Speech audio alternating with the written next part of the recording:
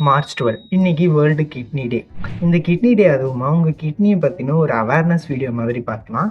இப்போ நான் சொல்ல போகிற இந்த 5 சைன்ஸ் அண்ட் சிம்டம்ஸ் உங்களுக்கு இருந்தது அப்படின்னா உங்களுடைய கிட்னி கொஞ்சம் கொஞ்சமாக ஃபெயில் ஆகிட்டு வருது அப்படின்ட்டு அர்த்தம். ஓகே, வீடியோக்குள்ளே போகலாமா? ஃபஸ்ட்டு சிம்டம் என்ன அப்படின்னா ஃபோமி யூரின். அதாவது நீங்கள் யூரின் போகும்போது அந்த யூரினில் நிறைய நுரையாக வருது. அந்த மாதிரி இருந்தது அப்படின்னா உங்கள் கிட்னி ஃபெயில் ஆகிட்டு வருது அப்படின்ட்டு அர்த்தம். அந்த நுரை வேறு இன்னும் இல்லைங்க, நம்ம உடம்புல இருக்கக்கூடிய ப்ரோட்டீன் தான். நம்ம கிட்னியில் மில்லியன்ஸ் ஆஃப் ஃபில்டரிங் யூனிட் இருக்குது. அந்த ஃபில்டரிங் யூனிட்டை நெப்ரான் அப்படின்ட்டு சொல்லுவாங்க. அந்த நெப்ரானுடைய வேலை என்ன அப்படின்னா நம்ம பிளட்டில் இருக்கக்கூடிய வேஸ்ட் ப்ராடக்ட் எல்லாம் அப்சர்வ் பண்ணி அதை பிளாடருக்கு அனுப்பி அதை யூரினாக வெளியேற்றிடும். இதுதான் அந்த நெப்ரானுடைய வேலை. அந்த நெப்ரான் நம்ம பாடியில் இருக்கக்கூடிய சில ப்ரோட்டீன்ஸையும் அப்சர்வ் பண்ணும். அல்புமின் அப்படின்ற அந்த மாதிரியான சில ப்ரோட்டீன்ஸையும் அப்சர்வ் பண்ணி நம்ம பாடிக்கே சென்ட் பண்ணும். நம்ம கிட்னி டேமேஜ்டாக இருக்கும்போது அந்த கிட்னியில் இருக்கக்கூடிய நெப்ரான்ஸ், அதாவது அந்த ஃபில்டரிங் யூனிட் ப்ராப்பராக வேலை செய்யாமல் ப்ரோட்டீன்லாம் அப்சர்வ் பண்ணாமல் வேஸ்ட் ப்ராடக்டோட சேர்த்து அந்த ப்ரோட்டீனையும் வெளியே அனுப்பிச்சிடும். ஸோ அந்த ப்ரோட்டீன் நம்ம யூரின் போகும்போது வெளியே வந்து நுரையாக வருது. ஸோ இது மாதிரி இருக்கும்போது உங்கள் கிட்னி டேமேஜாக இருக்குது அப்படின்ற அர்த்தம். செகண்ட் சிம்டம் என்னன்ட்டு பார்த்தீங்கன்னா உங்களுடைய ஃபேஸு, அதுக்கப்புறம் ஆங்கிள் அண்டு ஃபீட்டு, அதாவது உங்களுடைய முகம், உங்களுடைய கணுக்கால், இந்த இடத்துலலாம் ரொம்ப வீக்கம் ஏற்படுறது. இந்த வீக்கம் எதனால் வருது அப்படின்னா நம்ம கிட்னி தான் வந்து நம்ம உடம்புல இருக்கக்கூடிய சால்ட்டு, அதுக்கப்புறம் எக்ஸஸ் ஃப்ளூயிடெல்லாம் நம்ம கிட்னி தான் ரிமூவ் பண்ணுது. இப்போ கிட்னி டேமேஜாக இருக்கும்போது நம்ம உடம்புல சால்ட்டெல்லாம் தங்கிடும், எக்ஸஸ் ஃப்ளூயிடெலாம் அப்படியே இருக்கும். இந்த எக்ஸஸ் ஃப்ளூயிட் போய் நம்ம பாடியில் இருக்கக்கூடிய டிஷ்யூஸில் அக்குமுலேட் ஆகி நமக்கு வீக்கமாக ஏற்படுறது.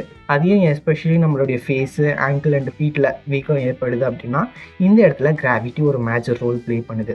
நம்ம அதிகமாக நிச்சிட்ருக்கோம் அப்படின்னா அந்த ஃப்ளூயிட்லாம் காலில் போய் காலில் இருக்கக்கூடிய டிஷ்யூஸில் அப்சர்வ் ஆகி அங்கே வீக்கம் ஏற்படுறது. நம்ம படுத்துட்ருக்கோம் அப்படின்னா அந்த டைமில் நம்ம ஃபேஸில் வந்து ஸ்வெல்லிங் ஏற்படுறது. இதை வந்து எடிமா அப்படின்ட்டு சொல்லுவாங்க. ஸோ இதனால் வந்து நம்ம முகத்தில் அண்ட் காலெலாம் வந்து வீக்கம் ஏற்படுது. இந்த மாதிரி இருந்தாலும் உங்கள் கிட்னி டேமேஜாக இருக்குது அப்படின்ட்டு அர்த்தம். தேர்டு சிம்டம் என்னன்ட்டு பார்த்தீங்கன்னா நைட் டைமில் உங்களுடைய யூரின் அவுட்புட் அதிகமாகிறது. கண்டிஷன் பேர் நாக்சூரியா அப்படின்ட்டு சொல்லுவாங்க. இது எதனால் ஏற்படுது அப்படின்னா நைட் டைமில் உங்கள் கிட்னியில் ஆன்டி டையூரிட்டிக் ஹார்மோன் அப்படின்ற ஒரு ஹார்மோன் செக்ரீட் ஆகும். இந்த ஹார்மோனுடைய வேலை என்ன அப்படின்னா நம்ம கிட்னி வந்து பிளட்டை ஃபில்டர் பண்ணுறது இல்லையா, அந்த மாதிரி டைமில் ஃபில்டரிங் டைமில் வாட்டர் கண்டென்ட்லாம் மறுபடியும் நம்ம பிளட்டுக்கே அனுப்பிச்சி விட்றோம். வேஸ்ட் ப்ராடக்ட்டை மட்டும் அப்சர்வ் பண்ணி நம்ம பிளாடருக்கு அனுப்போம். இந்த யூரினில் வந்து வேஸ்ட் ப்ராடக்ட்னுடைய கண்டென்ட் தான் அதிகமாக இருக்கும், வாட்டர்னுடைய கண்டென்ட் கம்மியாக இருக்கும். மாதிரி டைமில் நமக்கு வந்து யூரின் அவுட்புட் கம்மியாக தான் இருக்கும். பட் கிட்னி டேமேஜாக இருக்கும்போது ஆன்டி டையூரிட்டிக் ஹார்மோனுடைய லெவல் கம்மியாக இருக்கும். அந்த லெவல் கம்மியாக இருக்கும்போது நம்ம யூரினில் வாட்டர்னுடைய லெவலும் அதிகமாகிடும். பிளாடர் டக்குன்னு ஃபில் ஆகி நமக்கு யூரின் டக்குன்னு வர மாதிரியான ஃபீல் இருக்கும். அதனால் அடிக்கடி எழுந்து யூரின் போகிற மாதிரி இருக்கும். ஃபோர்த்து சிம்டம் என்னன்னு பார்த்தீங்கன்னா ரொம்ப டயர்ட் அண்ட் லேக் ஆஃப் எனர்ஜியாக நீங்கள் ஃபீல் பண்ணுவீங்க. இது எதனால் ஏற்படுது அப்படின்னா உங்கள் கிட்னியில் தான் வந்து எரித்ரோபோய்டின் அப்படின்ற ஒரு ஹார்மோன் செக்ரீட் ஆகும். அந்த ஹார்மோனோட வேலை என்ன அப்படின்னா நம்ம போனில் இருக்கக்கூடிய போன் மேரோக்குள்ளே போயிட்டு ஆர்பிசி ப்ரொடக்ஷனுக்கு ஹெல்ப் பண்ணுறது தான் அந்த ஹார்மோனுடைய வேலை. இப்போ அந்த ஹார்மோனுடைய லெவல் கம்மியாக இருக்கும்போது ஆர்பிசினுடைய ப்ரொடக்ஷனும் கம்மியாக இருக்கும். ஆர்பிசினுடைய வேலை என்ன, நம்ம பிளட்டில் இருக்கக்கூடிய ஆக்சிஜனை எடுத்துகிட்டு போய் மற்ற எல்லா டிஷ்யூஸ்க்கும் ட்ரான்ஸ்ஃபர் பண்ணுறது, சப்ளை பண்ணுறது தான் ஆர்பிசினுடைய வேலை. இந்த ஆர்பிசினுடைய லெவல் கம்மியாக இருக்கும்போது மற்ற டிஷ்யூஸ்க்கெலாம் வந்து ஆக்சிஜன் ப்ராப்பராக போய் சேராது. அதனால் அந்த மற்ற டிஷ்யூஸ் வந்து ப்ராப்பராக வேலை செய்யாது. அதனால் நம்ம டயர்டாக, எனர்ஜியே இல்லாத மாதிரி, கான்சன்ட்ரேட் பண்ணுறதுக்கு ரொம்ப சிரமப்படுறது இதனால தான்.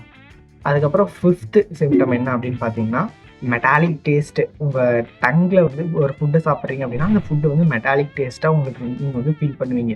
இது எதனால் அப்படின்னா நம்ம கிட்னி வந்து யூரியா அப்படின்ற ஒரு வேஸ்ட்டு ப்ராடக்டை எக்ஸ்க்ரீட் பண்ணுது. இப்போ கிட்னி டேமேஜாக இருக்கும்போது அந்த யூரியானுடைய லெவல் நம்ம பிளட்டில் அதிகமாகிடும். பிளட்டில் அதிகமான யூரியா லெவல் அப்படியே நம்ம சலைவா நம்ம மவுத்தில் வந்துடும். நம்ம எதனா ஃபுட்டு சாப்பிட்றோம் அப்படின்னா அந்த ஃபுட்டு நமக்கு மெட்டாலிக் டேஸ்ட்டில் தெரியும். ஸோ இதெல்லாம் வந்து கிட்னியினுடைய சைன்ஸ் அண்ட் சிம்டம். இந்த சிம்டம்லாம் வந்து இயர்லி ஸ்டேஜ்லேயே நீங்கள் கண்டுபிடிச்சி அதுக்கு ப்ராப்பராக என்ன ட்ரீட்மெண்ட்டோ ஒரு டாக்டரை கன்சல்ட் பண்ணி அதை ஃபர்தராக நீங்கள் வந்து ப்ரொசீட் பண்ணலாம். So that's all. பை.